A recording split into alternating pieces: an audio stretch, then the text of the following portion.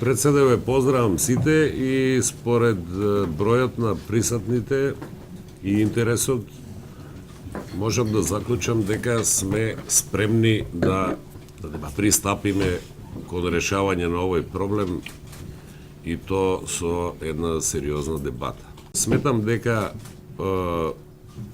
самата употреба на канабис е од тамо и треба да се почне, тоа е лична одлука, значи на секој поединец.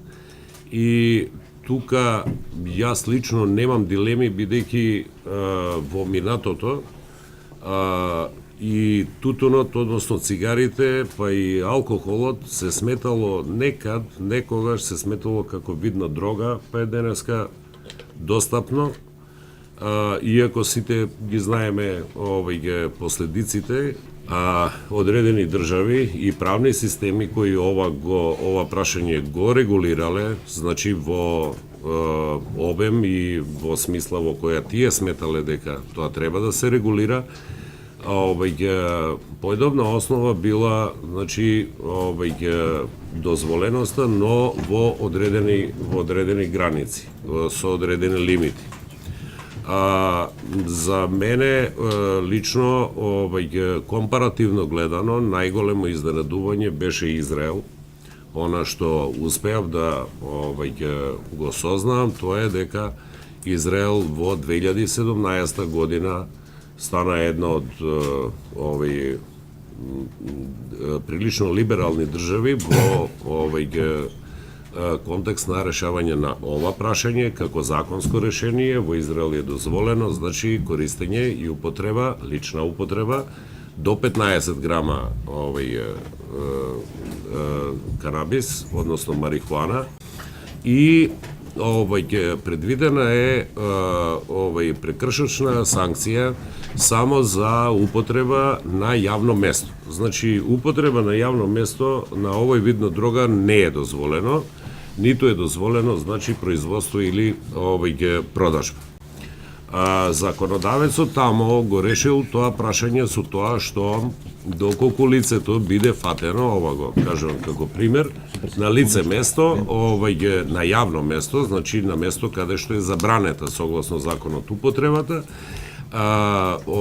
се казнува во нивни пари, преведено во евра, 225 евра, доколку истото лице повторно биде затечено дека употребува, односно користи ваков вид дрога на јавно место, казната е двојна, значи два пати по 225 евра, доколку и трет пат биде затечено дека користи дрогата на јавно место, казната е двојна, два пати по 225 евра, но со решение, односно одлука за последна опомена.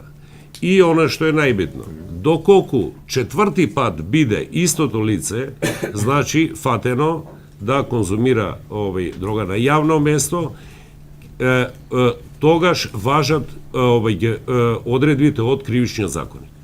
Веќе во тој момент тој е приведен во полиција и така натаму и се презема према него санкција која е предвидена во кривичниот законник. Сите треба да размислуваме во тој правец дека декриминализацијата значи ставање во слободен во слободна состојба, во слободен промет, нешто што до вчера било казниво, а либерализација е обратен процес, нешто што до вчера било нелегално, сега фактички треба да го ставиме во правна рамка да биде легално.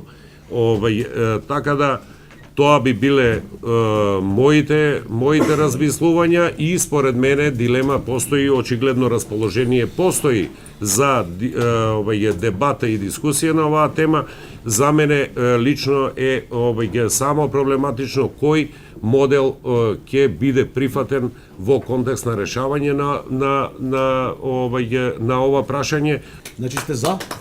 Јас сум генерално, видите, јас ги пратам трендовите кои се во европски рамки веќе тргнати, така да немам воопшто никаква дилема и сега би било, да бидам искрен, глупо да ја бидам некој конзервативец, а веќе кажам, секој од нас носи лични одлуки за нешто и тоа е за мене појдовна основа, така да немам никаква дилема во тоа.